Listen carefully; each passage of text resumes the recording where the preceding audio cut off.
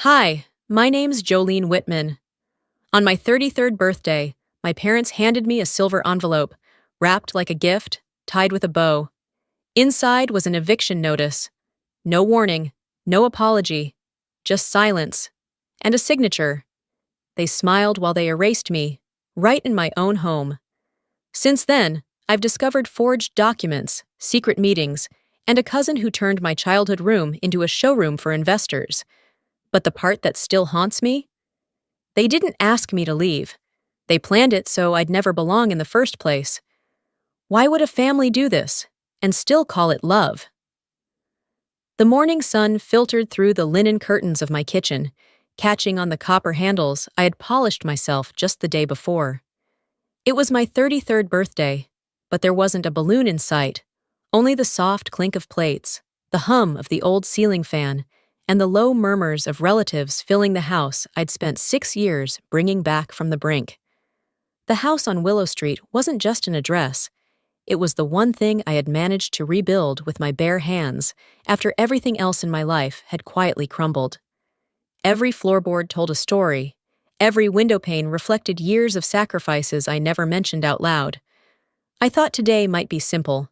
A gathering, a cake, maybe even a laugh or two with people I called family. I thought wrong. They arrived just after 10. My father was the first through the door, looking older than I remembered, followed by my mother, who brought along a store-bought pie wrapped in foil.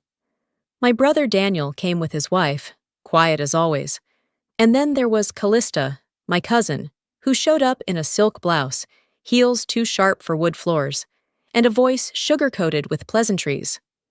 I had spent the morning arranging lavender from the garden into mason jars, placing them by the windows like Grandma used to. I baked the cake myself, vanilla with lemon frosting, a nod to the recipe she passed down in a notebook I still kept in the kitchen drawer. I had wanted the day to feel rooted, intentional. Maybe if I created something beautiful, they'd remember how much I had loved this place.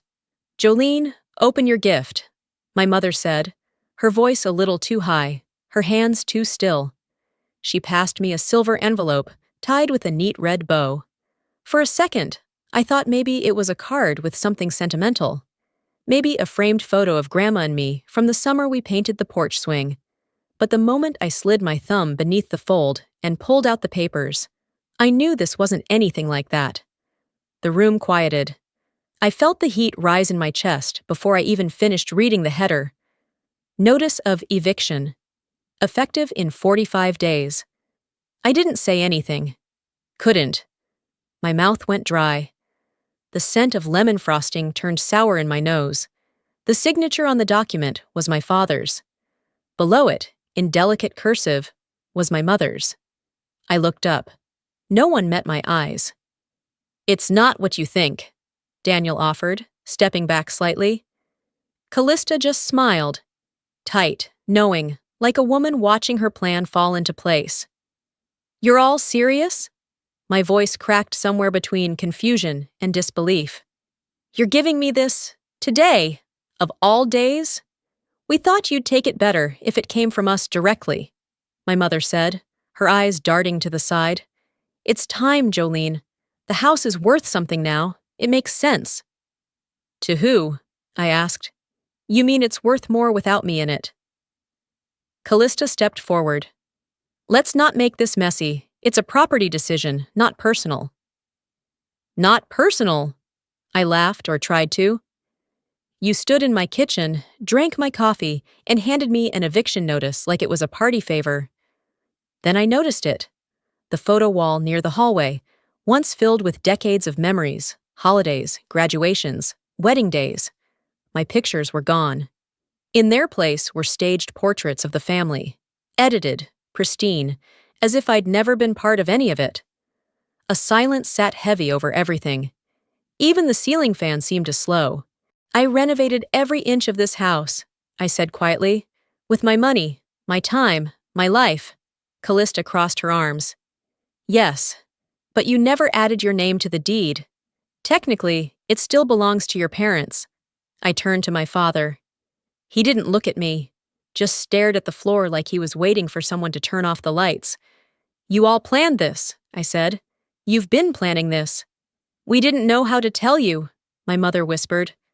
No, I said, louder now. You knew how. You just didn't want to see what it would do to me. I placed the papers on the counter, next to the cake. I didn't eat a single slice. By the time I stepped out onto the front porch, the sky had gone from blue to ash gray. The breeze from the marsh carried the scent of salt and something decaying beneath it. I walked down the steps slowly, each one creaking like it knew what was happening. No one followed. The people who said they loved me had handed me a deadline and stayed behind to enjoy dessert. I looked back once, just once, through the front window. I saw silhouettes moving, Callista leaning in to speak with Daniel, my mother cutting the cake, my father still standing near the sink. They didn't look toward the door. No one noticed I was gone. And in that moment, I knew. This wasn't the beginning of the end. It was the end of my silence. The next morning, I woke up still dressed in the clothes I'd worn to my own betrayal. My neck was stiff from the angle I'd collapsed on the living room couch, and a thin crust of frosting clung to the knife on the counter. No one had bothered to clean up the cake they never touched. Sunlight had shifted in the windows, but nothing else had. The air felt stale, as if even the walls were holding their breath. My boots tapped quietly across the hardwood I once restored on my knees. Every creak underfoot now sounded foreign, like I didn't belong here anymore. I walked past the photo wall again. They'd rearranged it. Where once there were pictures of Daniel and me on the porch swing, our graduation in front of the cherry tree, now hung a tight, curated collage. A professional shot of my parents at some charity gala, Callista mid-laugh in a vineyard, Daniel with his wife on a beach. Not a single frame of me. Not even the one with Grandma in her apron, brushing my hair by the kitchen window. I didn't touch the frames. Just stood there, staring, heart tight. The message was clear. This wasn't my home anymore. I was being erased one memory at a time. In the kitchen, my phone buzzed. Just a spam notification. Nothing from family, no apology, no explanation. I opened my email out of habit. Still nothing. I typed Willow Street into the browser bar, not even sure what I was looking for. And that's when it hit me. There it was. My house. Listed online. 4-bedroom, 2-bath, fully renovated Southern charm. Photos I didn't recognize. Angles I never authorized. Wide shots of the living room I painted by hand. My bedroom photographed without consent. Even the garden out back, now described as a potential build site. The listing contact? Callista Monroe. I scrolled slowly, feeling the pressure build behind my ears. They'd done all this while I was still living in the house, selling it like a secret. I closed the browser, heart pounding, and pulled up the old family group thread on my phone. The name had changed. Rickman's Only. I wasn't in it. I stared at the screen until it blurred. Then a voicemail pinged. From Daniel. It must have been a pocket dial. He hadn't meant to send it. I pressed play. Callista said we're past the point of negotiating. She's got Mom and Dad on board. It's already lined up with the city. Just let her manage it. Then a click. The message ended. I sat down at the kitchen table, palms pressed against its surface, grounding myself in something solid. They weren't just pushing me out. They were rewriting the entire family narrative, like I'd never mattered, like I'd never been here. My breath came shorter, but I refused to cry. Not again. I looked toward the studio at the end of the hall, the one room untouched in the listing. I walked there slowly, like stepping through fog. Inside, the scent of wood polish and lavender oil still lingered. The vision board I made years ago hung on the far wall, photos pinned beside magazine clippings of warm porches and reclaimed cabinets. In the corner was a stack of permits, rolled blueprints, receipts for everything from plumbing to paint. This was the proof. This was the record of who really gave life to this house. I dropped to my knees and began pulling everything out, one folder after another. No plan yet, just instinct. I didn't know what I was going to do with it all, but I knew I wasn't going to let them bury me in my own work. Stacks formed across the floor, before and after shots, tax filings, contractor letters. All of it had my name on it. None of it had theirs. When I finally stood, my hands were shaking, not from fear this time, but from clarity. The kind that comes when you realize the only way out is forward. I stood at the doorway of the studio, looking back at everything I'd gathered. They can try to cut me out, I whispered to no one, but I was the one who built it. I didn't go upstairs right away. The day had drifted slowly, like dust settling in an abandoned room. I kept finding tasks to do downstairs, organizing drawers I never used, wiping counters already clean, anything to avoid opening that door. But by late afternoon, I knew I had to face it. The stairs creaked beneath my weight, the same way they had every day since I repaired them myself. But this time, each sound echoed too long. I reached the landing and hesitated outside my bedroom. My hand rested on the doorknob for a second that stretched. When I finally pushed it open, the air inside was colder than I expected. Gone. The bed, the shelves, the curtains I sewed by hand, every piece of what made this room mine had vanished. All that remained was the pale imprint on the carpet where my dresser used to stand. And in the center, under the glow of the overhead light, sat a scale model of a condominium project. Sleek. Soulless. A glossy placard labeled the design, Harper Point. It felt like walking into a showroom, not a bedroom. My breath caught. I didn't cry. Not this time. I stepped inside, letting the door click shut behind me, sealing me in with the weight of what had been taken. I lowered myself onto the bare floor, the boards pressing into my spine. I let the silence sink in. For a moment, I could hear the past. Grandma humming as we pasted wallpaper together. Me, at 17, scribbling poems in a notebook beside the open window, the breeze from the marsh stirring the curtains. Nights I painted trim by flashlight, measuring progress by the smell of paint and the ache in my hands. I crawled to the closet, hoping something, anything, might have been left behind. And there, tucked in the far back corner, taped flat against the wall, was a box. Just a small cardboard box, no label. I pulled it free and opened it. Inside were letters, written in my grandmother's familiar looping script, tied with twine and sealed with wax that had cracked over time. The first envelope read, "Jolene, for when they forget what you've done." My throat tightened. I didn't open them, not yet. I wasn't ready. But I held the box close, grounding myself in the one truth I still had. Someone had remembered. Someone once believed I mattered. Later that evening, I found my mother in the kitchen, arranging china that hadn't been touched since Easter 2 years ago. I watched her for a moment, calm, focused, as if she hadn't signed the notice that pushed me out. "You cleared out my room," I said, my voice steady. She didn't look up. It needed to be staged. "For who?" She gently placed a teacup into its saucer. "Callista has investors coming." "I see," I waited. "You could have told me." She finally turned. "I gave up my claim to this house years ago. It's not personal. It's just what women in this family do. We let go." "Maybe that's what you did," I said quietly. "But don't pretend it's a virtue." There was no anger in her face, just resignation. That hurt more than yelling ever could. I left the room without another word, took the box of letters to my studio, and began documenting everything. I pulled out my camera, snapped photos of the changes they made, the architectural model in my room, the bare nails on the wall where my memories once hung.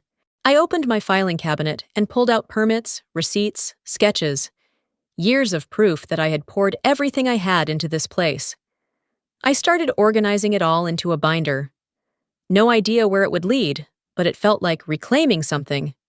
If only for me. Before heading out for a walk, I took a sheet of paper and scribbled a sentence in bold black ink. I walked upstairs, taped it to the door of the now-staged bedroom, and read it aloud to myself before I left. "I didn't leave. You just stopped seeing me." The wind had picked up outside. I zipped up my jacket and stepped off the porch, each footstep deliberate. I needed air, even if it tasted of damp wood and disappointment. As I rounded the corner of the house, headlights cut through the dusk. A sleek black car I didn't recognize pulled up the drive. The passenger door opened, and Callista stepped out, followed by two men in tailored suits, briefcases in hand. They didn't see me standing by the side gate, hidden in shadow. But I saw them. And just like that, my grief made way for something sharper. Clarity. They were still there when I returned. Callista stood in the driveway with two men in pressed suits, one holding a tablet, the other pointing toward the front porch like they already owned it. I stayed behind the curtain in the hallway, heart thudding but quiet, barely breathing. From where I stood, I could make out Callista's voice floating through the open window, calm and rehearsed. "This is the project site. High visibility. Proximity to the water makes it ideal. Project site." She said it like my home was already nothing more than a line on a blueprint. I slipped out the back door, circling around the garden fence, careful not to snap a twig underfoot. As I crouched behind the old trellis, I watched her laugh. The kind of laugh people give in boardrooms, not in kitchens where someone bakes a cake for your birthday. It was no longer speculation. This wasn't a maybe. They were moving forward. Without me. By late afternoon, I texted Callista and asked her to meet me for coffee downtown. Neutral ground, public enough to keep things civil.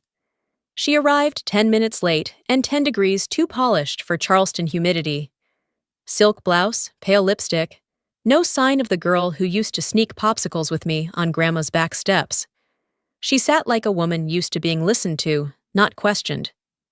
"I thought this might happen," she said, stirring her tea without looking up. "I figured you'd want some sort of closure." "I'm not here for closure," I said, keeping my tone even. "I'm here because I want to hear you say it. Out loud." Callista finally met my eyes. "This isn't personal, Jolene. It's just strategic." "You used to call this house sacred." Her smile didn't budge. "Sacred doesn't sell, but oceanfront legacy, that sells for millions." I blinked slowly. "So that's what this is? A transaction?" "That's what it's always been. You just didn't know you were the asset." She took a sip of tea like she hadn't just told me my worth was measured in resale value. I stood up before she could finish. I needed to know how deep this went, and who else had been sitting at her table when I thought we were all on the same side. Later that evening, I met with Noelle Kramer. We hadn't spoken in years. She was Callista's classmate in college, now working in the city's records office. We met in the lobby of the library, away from prying eyes. "She's been circling this block since sophomore year," Noelle told me. "Talked about reclaiming family assets, like it was part of her brand strategy. She's had coffee with half the planning board. People think she's connected." "Connected to what?" "To your dad," she said flatly. "They've been having calls, regular ones, planning permits, legal transfers, quiet moves." I didn't speak. My hand curled into a fist on the table. Not because of the betrayal, I'd felt that already, but because of the pattern. This wasn't a single act, it was a campaign, a long, slow removal of my place in this family. That night, I went home and opened my laptop. The house was quiet again. So quiet I could hear my own breathing. I drafted an email to my father and Daniel. No emotion, no pleas, just facts. "If development continues without my consent, I will take legal action. This is your only formal notice." I printed a copy and taped it to the front door, right where Callista's sign had been. Then I walked into the center of the living room, the one where we used to decorate the Christmas tree together, and turned slowly in a full circle. This place had been stripped, sanitized, turned into something hollow, but it still had bones, and I knew those bones better than anyone. "If I'm invisible to you all now," I said aloud, voice steady and clear, "then let me reintroduce myself, with proof." I came home with the weight of city records in my bag, and something heavier sitting behind my ribs. Every minute I'd spent digging through deeds and zoning applications at the clerk's office only confirmed what I already knew in my gut. This wasn't just a power play. It was a coordinated sweep, and they were moving fast. I stepped through the front door and paused. The air was different. Not just stale, stripped. Like someone had opened all the windows, aired out the past, and tried to hang something cleaner in its place. I walked the perimeter of the house slowly, notepad in hand, jotting what had changed. The rug gone from the foyer, the old oak mirror replaced with a flat rectangle of black glass. Even the smell of lavender oil had been overtaken by the sharp tang of staged citrus candles. Halfway down the hallway, I heard voices. Male, confident, unfamiliar.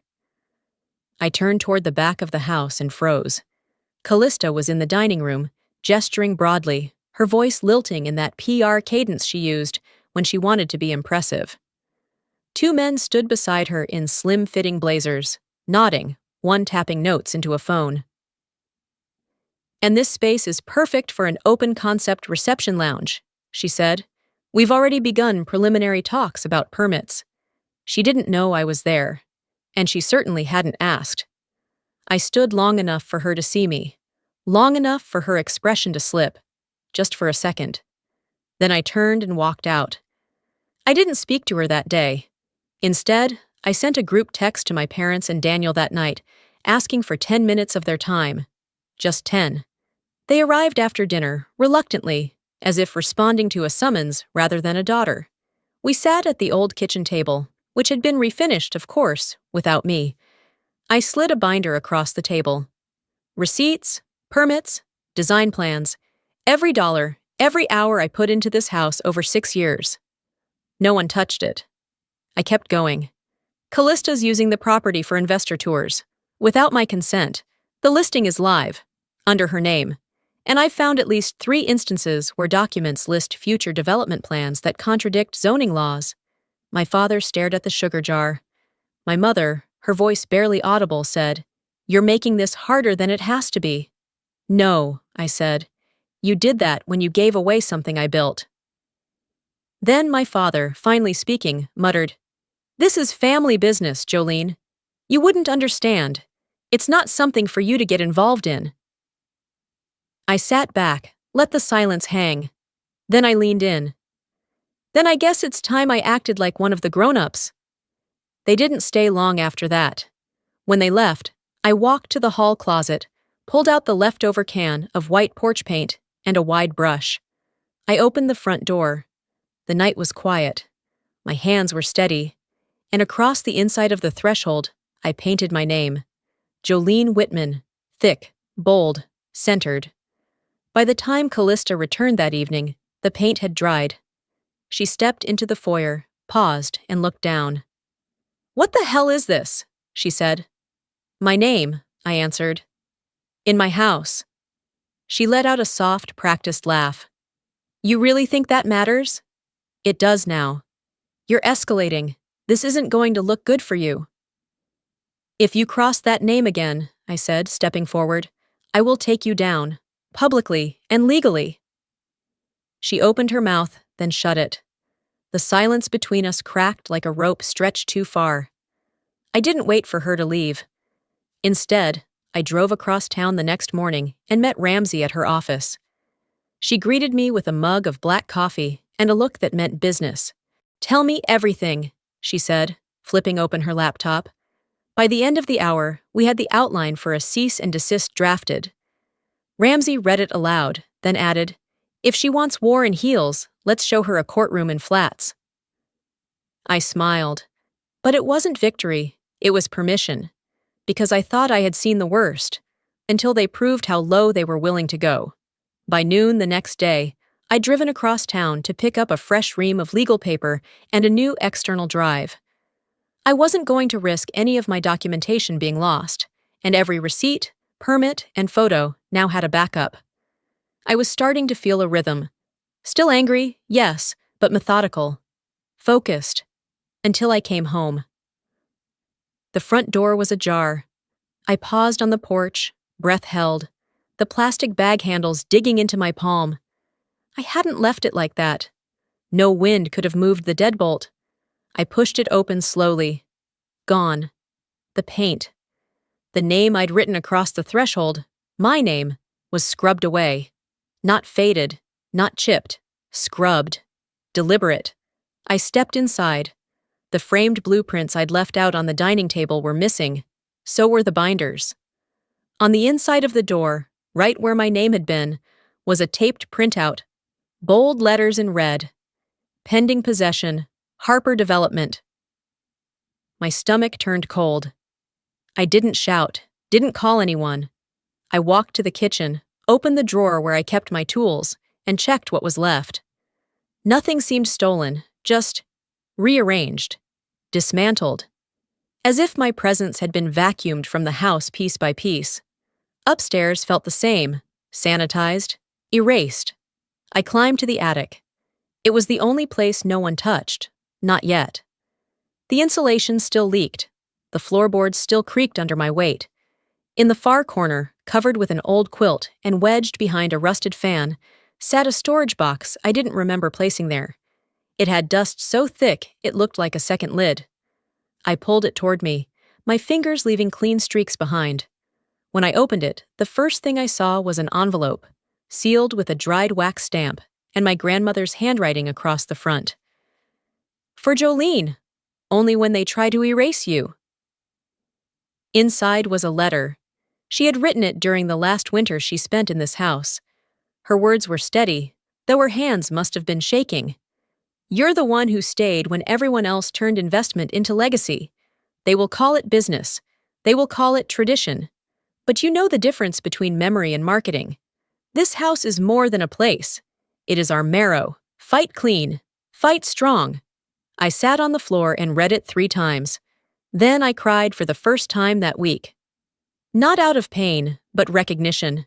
Somebody had seen me. Somebody had believed I was worth defending. That night, I met Ramsey again. Her office smelled like peppermint and ink toner. We didn't talk long, just enough to file the official cease and desist, enough to move forward with a preliminary injunction. As we drafted the documents, she looked up and said, "This is textbook. They want to overwhelm you with speed. You need to overwhelm them with clarity." "I can do clarity," I said. Back home, I composed an email. I CC'd every family member who had been silent, and I addressed it directly to Callista. Subject: unlawful entry and legal action pending body. Any further access to the property without my written consent will be considered trespassing. I have filed legal protection and will pursue damages if necessary. This house is not yours to sell. It never was. I hit send. At 11 that night, I heard the doorbell. I didn't answer it. But when I stepped outside 20 minutes later to lock the gate, I found a cardboard box on the porch. No name, no return address. Inside were 8 photographs, each one of a different room in my house. The kitchen I remodeled, my old bedroom, the garden swing. Red X's were drawn across each one. Fat. Aggressive. Final. Tucked beneath the last photo was a strip of printer paper. Step aside before you get buried in the dust. I stood there for a long time. Then I walked inside, turned off the porch light, and whispered to no one in particular. "Let's dance." I was coming back from the corner store, a bag of light bulbs in one hand and my phone in the other, when I ran into Mrs. Hanley. She was out watering her begonias, sun hat tilted, hose in hand like always. "Oh, Jolene," she smiled, waving me over. "Didn't expect to see you here. Thought you'd already moved out." I blinked. "Why would you think that?" "Well," she said, patting the brim of her hat, "your cousin stopped by last night, said the place was set for full demolition, said you'd already started clearing out." I stood there, gripping the bag so tight it crinkled. "She brought blueprints," Mrs. Hanley added. "Showed me what the condos might look like. She seemed very sure." I thanked her, though I couldn't recall what I said, and turned to leave, my feet moving faster than my thoughts could catch up. I spent the rest of the afternoon pacing the edge of the backyard. That's when I saw them, Red flags, wooden stakes, spray-painted markings across my grandmother's garden beds. They'd already started laying the bones of destruction. Inside, the house felt darker than it had in weeks. I sat at the dining table where I used to sort lavender stems, now cleared of everything but rage. By nightfall, I drove to my father's place. His truck was in the driveway. Porch light still worked. I knocked once, twice. He opened the door with a look like he'd expected me. "Did you give her the keys again?" I asked, before stepping over the threshold. He didn't answer. "Did you sign off on the demolition?" Still nothing. His jaw moved like he wanted to say something, but no sound followed. Finally, he said, "You'll understand someday. We had to pick a side." I looked at him, really looked, and asked, "So you didn't pick me?" His eyes welled up, but he didn't move. He didn't reach for me. Just stood there, hands in pockets, the same way he had when I first told him I wanted to restore the house instead of sell it. I turned around and walked away. Back home, I pulled every stake from the yard. One by one, tossed them into a pile like firewood. Ramsey called around 9. "It's time," she said. "We need to move on the injunction. I'll start prepping the public file." "No more quiet steps," I told her. "I'm about to make this family very, very public." That night, I didn't sleep. Instead, I set up my phone on a tripod and walked from room to room, filming. "This was my grandmother's sewing room," I said, pausing in the back corner. "She made my prom dress here." I showed the floorboards I refinished, the fireplace I rebuilt after termite damage, the dining table where we'd once said grace before Thanksgiving dinner. When the video was done, I uploaded it to the local community page along with a caption, "My family is trying to erase me. I'm not going anywhere." By morning, I had dozens of messages. Some were supportive, others shocked. Then one private message came through.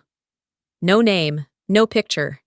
They're going to regret underestimating you, and I have something you need to see." The message came through just after sunrise. No name, no subject line, just a file attachment and one line in the body. "You'll want to hear this before tonight." I sat at the edge of the bed, feet cold against the hardwood, and clicked play. It was Callista. Her voice was unmistakable, calm, clipped, condescending.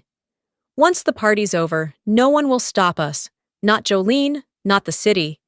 The second that engagement photo hits the press, it's done." I played it again, slower this time. My skin flushed hot, but my mind stayed focused. I forwarded it to Ramsey without hesitation. Within minutes, she confirmed it. Voice match acceptable, date stamp intact, file admissible. There was a second attachment, a scanned copy of the original will. My grandmother's name etched in ink I recognized. And under sole heir, the name Jolene Whitman. No edits, no asterisks, no pending reassignments, until a handwritten addendum in a different pen, dated 3 months after her first hospitalization, in a script that didn't match hers. They hadn't just stolen my house. They had rewritten history. By dusk, the lights of the Bellevue Grand flickered across downtown Charleston like a beacon for the polished and powerful. I stood outside in a black dress that didn't shine, my hair pulled back tight. I wasn't here to blend in. I was here to be seen. Ramsey walked beside me, file folder tucked beneath her arm like a weapon. Inside, champagne flutes clinked and Callista posed near the grand staircase in a cream-colored gown, surrounded by men with press badges and women in sequins. It wasn't just a party, it was a statement. This is who I've become. She hadn't seen me yet. I stepped forward, heels echoing on the marble floor. A staff member moved to intercept, but Ramsey flashed a document and murmured something legal that made him back off. I didn't wait for permission. I reached the center of the ballroom, found the microphone stand by the band setup, and tapped twice. The room quieted. "My name is Jolene Whitman," I said, steady, "and I have something you all should hear." Eyes turned. Some guests looked confused. Others exchanged knowing glances. Callista stood frozen at the foot of the staircase, her fiancé reaching for her hand. She didn't take it. I pressed play. Callista's voice filled the room. "Once the party's over, no one will stop us." The gasps were real. Ramsey moved to the projector screen, pulled up the scanned will, and displayed it beside a forensic handwriting analysis. Words like forgery, fraud, and invalid alteration popped on screen. "This," Ramsey said calmly, "is now part of a pending civil case. We've submitted formal evidence to the city clerk and property board." Callista opened her mouth, closed it. The silence wasn't heavy, it was final. Guests began leaving. Some avoided her eyes. Others whispered names of lawyers they knew. Her father looked away. Even her fiancé removed his hand from her arm. I didn't smile. Not yet. Outside, the air was cool and smelled faintly of magnolia and burnt sugar from a street vendor. Ramsey and I walked without speaking for a while, just letting the moment settle around us. "Do you feel better?" she finally asked. "No," I said. "But I feel seen." We reached her car. Before getting in, I checked my phone. The video I posted, my walkthrough of the house, the story I told, had reached 78,000 views. One message stood out from the flood of comments. "Thank you for standing up. You spoke for people like me, too." I let out a slow breath. I didn't win because I shouted louder. I won because I stopped whispering. And because the truth, once unearthed, doesn't rot quietly. But even justice has its scars. And some doors, once closed, never open the same way again. The morning light came soft and yellow through the front windows, painting the floorboards in a hue that reminded me of how this house used to feel. Before the papers, the threats, the betrayals. I stood barefoot at the base of the stairs, coffee cooling in my hand, and just listened. Not for voices or footsteps, but for stillness, for peace. It had been 2 weeks since the gala. 2 weeks since I stood in a room full of strangers and peeled back the mask Callista had worn for years. Since then, the air had settled, but nothing about it felt celebratory. Just necessary. I walked the hallway slowly, each step against the wood beneath me, sounding less like a creak and more like a confirmation. A reminder that I had survived something not many do, being erased by the people meant to remember you. There were no calls from my parents, no apologies, no attempts to make sense of it all. My father had gone back to his sister's house. My mother stayed quiet, as always, and maybe that was its own kind of answer. But Daniel surprised me. Yesterday, a package arrived. No return label, no handwriting. Just a padded envelope and a single photo inside. Me and Daniel as kids, sprawled on the lawn eating popsicles, covered in dirt and sunburnt smiles. Taped to it, a post-it. "You were always braver." I didn't cry, but I stared at it longer than I meant to. The house had grown quieter, but not hollow. I started small renovations again. Not for curb appeal, for comfort, for permanence. I repainted the kitchen trim, replaced the faucet with one I'd always wanted, and cleared out the closet full of documents I no longer needed to prove anything. Instead, I opened the garden gate.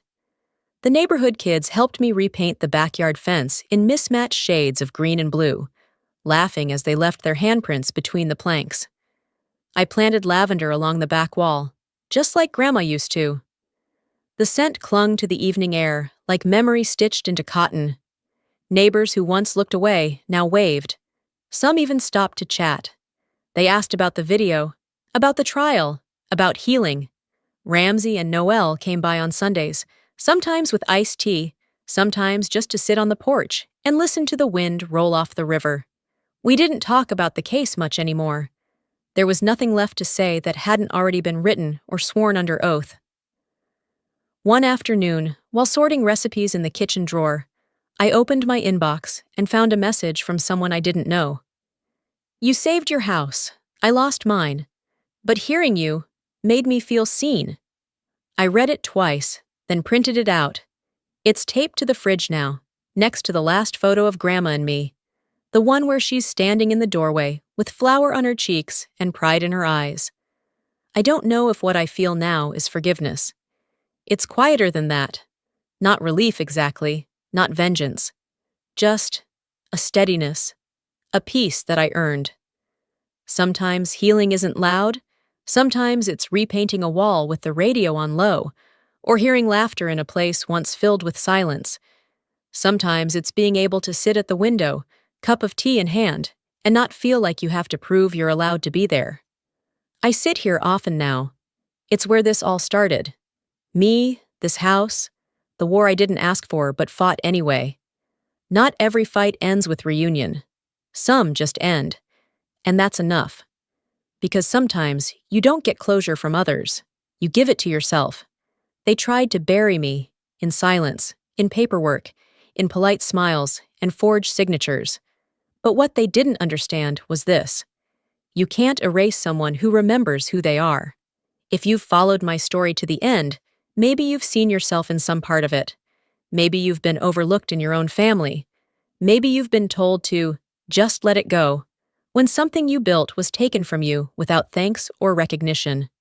I'm here to tell you, it's not weak to protect what matters. It's not petty to say, this is mine, especially when you bled to make it so. I didn't win by shouting. I didn't win by begging. I won by standing my ground with clarity and truth. Not all victories end with applause. Sometimes they end with stillness, and the quiet knowing that you didn't break when they wanted you to bend. So if you're out there fighting for a place in your own story, I see you, and I hope you never stop writing your name where it belongs. Now, I'd love to hear from you. Have you ever felt pushed aside by the people closest to you? Have you ever had to reclaim something that should have never been taken? If this video touched you, drop a 1 in the comments, or let me know where you're watching from. If you didn't like it, tell me why. Your voice matters here. And if you want more stories like this, raw, honest, and full of heart, hit that subscribe button and be part of the journey. Until next time, take care of your truth, and don't let anyone write you out of it.